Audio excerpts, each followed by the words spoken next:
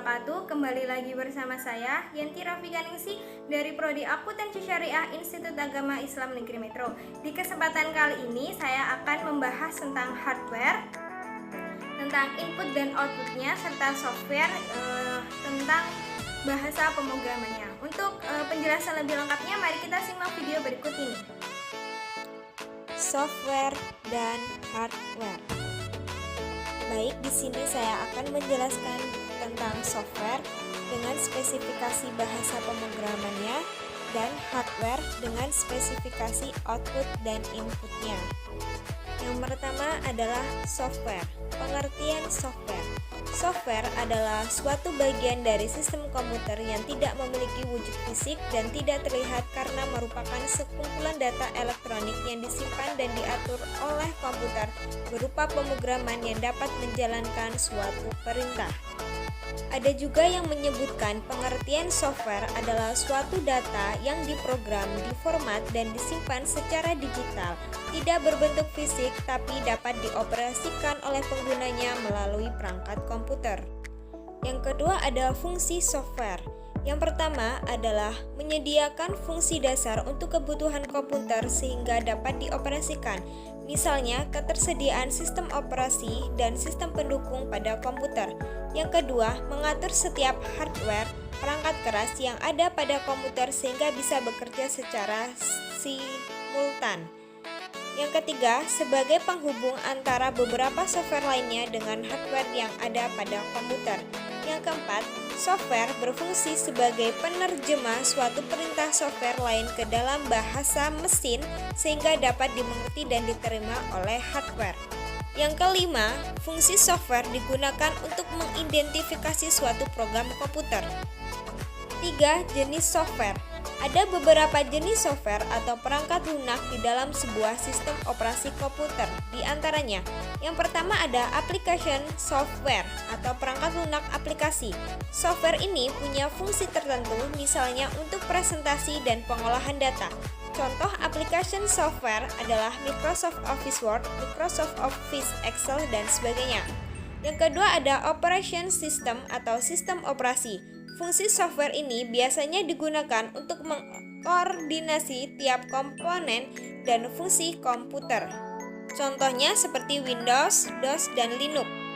Yang ketiga adalah programming language atau bahasa pemrograman adalah software yang berfungsi sebagai pemberi instruksi standar.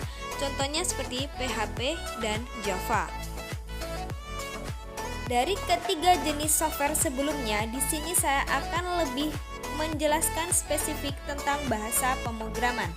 Bahasa pemrograman atau biasa disebut sebagai bahasa komputer adalah sebuah perintah standar yang digunakan untuk memproses suatu program komputer. Bahasa komputer merupakan sinteks dan semantik untuk menjalankan suatu perangkat lunak dari komputer. Bahasa pemrograman komputer menjadikan para programmer dapat menjalankan program sesuai dengan aturan logika dalam komputer. Fungsi bahasa pemrograman 1. Melakukan operasi sebuah mesin komputer. Yang kedua, memberikan perintah pada mesin maupun perangkat komputer. Yang ketiga, mengembangkan suatu sistem seperti CorelDRAW, Photoshop, Microsoft Word, Tokopedia, Shopee, dan lainnya. Yang keempat, sebagai media komunikasi antara operator dan mesin. Yang kelima, sebagai platform programmer untuk mengembangkan software atau aplikasi. Pengelompokan bahasa pemrograman. Yang pertama ada bahasa mesin. Bahasa mesin adalah bahasa yang memerintahkan mesin atau komputer dengan menggunakan kode biner. Contohnya adalah 0110010111101.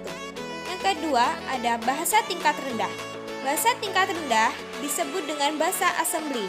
Bahasa ini merupakan bahasa yang memerintahkan komputer dengan menggunakan kode-kode singkat atau kode mnemonik. Contoh pengguna kodenya adalah MOV, SUB, SUM, dan lain sebagainya. Yang ketiga adalah bahasa tingkat tinggi.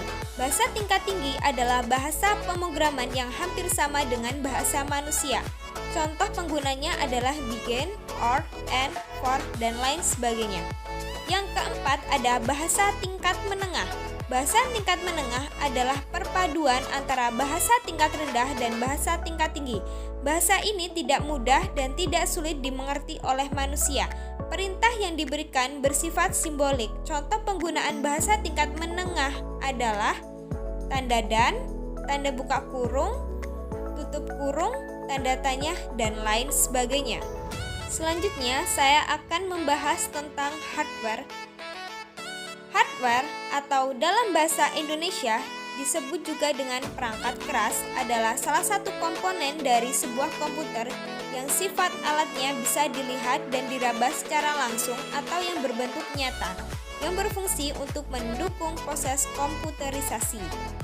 Macam-macam hardware. Yang pertama ada input device atau unit pemasukan, yang kedua ada process device atau unit pemrosesan, yang ketiga ada output device atau unit keluaran, yang keempat ada backing storage atau unit penyimpanan, yang kelima ada peripheral atau unit tambahan. Fungsi hardware. Secara umum, fungsi hardware diantaranya adalah sebagai berikut. Yang pertama adalah menerima input. Hardware berfungsi untuk menerima input yang dikirimkan oleh user. Yang kedua adalah untuk mengolah data. Hardware berfungsi untuk mengolah data yang diterima menjadi informasi baru yang berguna dan dapat dimengerti oleh manusia. Yang ketiga, memberikan output. Hardware berfungsi untuk memberikan output kepada user setelah proses pengolahan input selesai. Output ini akan ditampilkan melalui perangkat keras khususnya sehingga user mampu melihat dengan mudah output yang telah didapatkan. Yang keempat, menyimpan data. Hardware adalah perangkat keras yang berfungsi untuk menyimpan dan output yang dihasilkan dan biasanya tersimpan dalam perangkat penyimpanan sekunder komputer. Baik, di sini saya akan lebih menjelaskan spesifikasi dari hardware tentang inputnya, atau disebut dengan input device. Input device atau perangkat masukan merupakan bagian dari hardware yang berperan dalam memasukkan data, gambar, teks, video, audio ke dalam komputer. Beberapa contoh hardware yang termasuk ke dalam input device yaitu mouse yang berfungsi untuk menggerakkan kursor. Yang kedua ada keyboard, berfungsi memasukkan informasi berupa angka, huruf, atau simbol ke dalam komputer. Yang ketiga ada webcam, yaitu alat bantu komunikasi pada saat melakukan video call. Selanjutnya adalah output device. Output device atau perangkat keluaran merupakan bagian dari hardware yang berfungsi untuk menghasilkan informasi baru atau data yang berguna dan dapat dimengerti user. Informasi baru ini dikeluarkan melalui perangkat lain yang terhubung ke komputer seperti monitor, printer, atau proyektor.